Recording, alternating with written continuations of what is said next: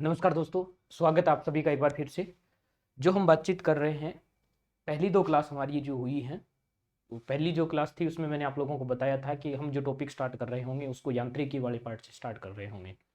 तो आज की जो क्लास होगी वहाँ से आप लोगों का रूटीन टॉपिक स्टार्ट हो जाएगा। पहली जो दोनों क्लासें थी उसमें मैंने आप लोगों को कुछ छोटी छोटी बेसिक चीज़ें बताई थी, जिसमें मान लो एक तो पहचानने वाली बात की सदिश राशि कौन सी होती है वो वाली चीज़ बताई थी। दूसरे में दो सदिश अगर मिल रहे होते हैं तो उनका रिजल्टेंट जो आता है वो कैसे आता है। बीच में जहाँ भी यूज आएगा हम इन चीज़ों को काम में ले लेंगे। तो मेन क्लास आप लोगों की यहाँ से स्टार्ट हो रही है। यहाँ से आप लोगों को एक या दो चीज़ें ये ध्यान रखनी है। एक तो जो मैं वर्ड काम में ले रहा हूँ उसका मीनिंग आप लोगों को पता होना चाहिए। जहाँ चीज़ बता दी कि ये आप लोगों को याद कर लेनी है, वो चीज़ आपको याद होनी चाहिए। ठीक है, जो मैं बोल रहा हूँ, समझा रहा हूँ, एग्जाम्पल ले रहा हूँ, उन चीज़ों को याद करने की आवश्यकता नहीं है। जितनी सी चीज़ मैं एक बोर्ड पर लिख करके लास्ट में आप लोगों को रिपीट करता हूँ, वो वाली चीज़ और प्लस जो मैं बोल रहा हूँ उसका अर्थ आप लोगों को समझ में आना चाहिए। इसका मतलब आपको चीज़ें समझ में आ रही होंगी। चलिए देखो, पहला चैप्टर जो रहेगा आप लोगों का वो होगा मोशन। मोशन का मतलब गति वाला जो पार्ट रहेगा वहां से स्टार्ट होगा। ठीक है, यांत्रिकी वाले जो पार्ट है उसमें हम बातचीत कर रहे हैं मोशन के बारे में। तो देखो, सबसे पहले आप लोगों को मैंने जो अभी बताया था वो ये बताइए आप लोगों को चीज कि जो वर्ड मैंने काम ले लिया उसका अर्थ आप लोगों को पता होना चाहिए। अब जो मैंने मोशन वर्ड काम में लिया है, गति काम में लिया है, इसका मतलब आप लोगों को पहले ये पता होना चाहिए गति क्या होती है। यहाँ से जो नए वर्ड आते चले जाएंगे उन चीजों के बारे में, और लास्ट में जो भी फॉर्मूले हैं वो चीजें आप लोगों को तो याद ही करनी है। ठीक है, आप लोगों के लिए, सबके लिए भी। तो देखो, मैं यहां से बता देता हूं आप लोगों को। गति रहेगा किसी वस्तु की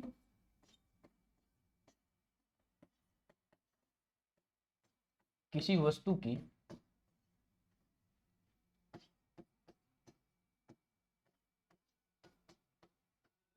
स्थिति में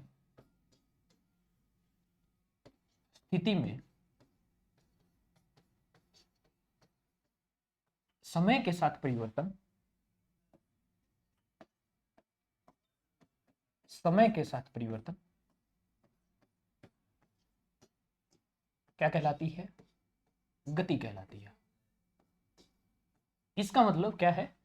कोई जो वस्तु रहेगी, उस वस्तु की जो स्थिति होगी, वो स्थिति जो समय के साथ जो परिवर्तन आ रहा होगा इसको क्या बोला जाएगा? गति बोला जाएगा। अब यहां देखो, यहां से जो चीजें हैं, तो किसी वस्तु की स्थिति, पहली चीज हमारे पास यहां से आती है कि स्थिति क्या होता है ये हमें पता होना चाहिए। स्थिति में समय के साथ जो परिवर्तन आएगा वो गति कहलाएगी, वहां कोई दिक्कत नहीं। यहां से हमारे पास केवल एक वर्ड आया है जो हमने पहले नहीं पढ़ा है या आप लोगों को जानकारी नहीं होगी। स्थिति क्या होती है उस चीज के बारे में। चलिए अब स्थिति को समझते हैं, स्थिति क्या होगा। देखो, सिंपल सी बात है। मान लो कोई व्यक्ति आप लोगों को कुछ पोस्ट कर रहा है, ठीक है, कोई गिफ्ट आप लोगों को तो पहुंचा रहा है। तो गिफ्ट पहुंचाएगा तो आप लोगों का एड्रेस उसके पास होना चाहिए। मान लो आपके पास उसका एड्रेस नहीं है, आपका एड्रेस नहीं पता है, कोई आपको गिफ्ट भेजना चाहता है, कैसे भेजेगा? XYZ लिख के छोड़ देगा। अब पहुंचाने वाला कहाँ पहुंचाएगा? जानकारी नहीं होगी हमें। मान लो आप लोगों ने ये लिख दिया, चलो ये लिख दिया कि प्लॉट नंबर 1 2 3, और मान लो वार्ड नंबर लिख दिया, कुछ ऐसे लिख दिया कि जैसे मान लो लिख दिया कि वार्ड नंबर 7 है, और तारानगर लिख दिया, आप लोगों का नाम लिख दिया और ऐसे लिख दिया। मान लो इस प्रकार चीजें लिख दी। अगर मान लो इतना सा एड्रेस अगर उसके पास है तब तक तो वो पोस्ट आपके पास आ जाएगी। अगर मान लो आपका वो एड्रेस नहीं है तब कहाँ जाएगा? कहीं नहीं जा पाएगा। वही चीज होती है स्थिति। ये जो एड्रेस आप लोगों का है वो एड्रेस क्या है? आप लोगों की स्थिति है। स्थिति में परिवर्तन का मतलब वो ये हो गया कि ये एड्रेस आप लोगों का चेंज होना चाहिए। आपकी गति का मतलब क्या हो गया? मान लो आज आप यहाँ हैं, मान लो ये जो लिखा है वहां इस एड्रेस पे है, और मान लो शाम को आपको कहीं जाना पड़ गया तो आप लोग कहीं दूसरी जगह चले गए। तो दूसरी जगह चले गए तो एक स्थिति से, एक एड्रेस से आप दूसरे एड्रेस पर चले गए। वो क्या? ये है स्थिति में परिवर्तन आया है। उस स्थिति में परिवर्तन को क्या कहते हैं? गति कहते हैं। वही चीज होगी, आप एक जगह से चल के दूसरे चल गए हैं, वो आपकी क्या हुई है? गति हुई है। तो ये जो एड्रेस आपका लिखा गया है वो क्या होगा, आपकी स्थिति रहेगी। आप लोगों को ये समझना है। अब बात आ गई कि भाई हम जो समझ रहे हैं उसमें एड्रेस का क्या मतलब आ गया, उसको कैसे आ गया। तो देखो आपको चीज समझ में आ गई कि स्थिति से मतलब ये रहेगा कि आपका जो एड्रेस होता है वही आपकी क्या होती है, स्थिति होती है। जहां आप लोग रहते हैं वो आपकी स्थिति होती है। ये चीज हमारे पास आ गई। अब देखो स्थिति को व्यक्त करने के लिए जो फिजिक्स में हम व्यक्त कर रहे होंगे वो ये कोऑर्डिनेट सिस्टम होता है। इस कोऑर्डिनेट सिस्टम के अकॉर्डिंग ऐड किया जाता है। ये जो होता है इसको एक्स एक्सिस बोला जाता है, एक्स एक्सिस। और ये जो होता है इसको क्या बोला जाता है, वाई एक्सिस। यहाँ जो ये होता है इसको मूल बिंदु बोला जाता है। इसके कोऑर्डिनेट कितने होते हैं, 0,0।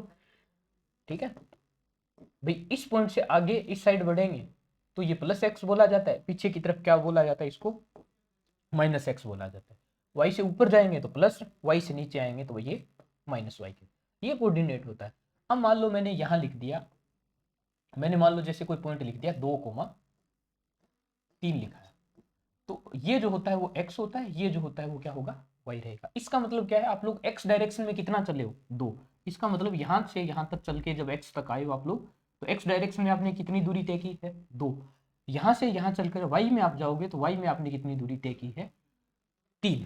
तो x दिशा में आपने कितना चला है वो आपका x कोऑर्डिनेट रहेगा, y दिशा में कितना लोगों ने चला है वो आपका क्या रहेगा। तो ये जो पॉइंट है, ये जो मैंने लिखा है 2,3, ये आप लोगों की क्या है, स्थिति है। तो अगर समय के साथ ये स्थिति आप लोगों की बदल रही होती है तो वो क्या कहलाती है, आप लोगों की गति कहलाती है। ठीक है, तो वापस जो मैंने परिभाषा लिखी है वहां तक आते हैं कि पहला हमने लिखा है पॉइंट, गति का मतलब है किसी वस्तु की स्थिति में परिवर्तन। और यहाँ जो हमारे पास पॉइंट आया वो क्या आ गया, हम एक स्थिति के बारे में आ गया कि स्थिति का मतलब क्या है कि भाई आप लोगों का जो फिक्स पॉइंट होता है, आप लोगों का जो एड्रेस होता है उसी को क्या बोला जाता है, स्थिति में परिवर्तन बोला जाता है। अब देखो मान लो ये कोऑर्डिनेट है आप लोगों का एक पॉइंट, यहां से चल करके आप दूसरे पॉइंट पर आ गए।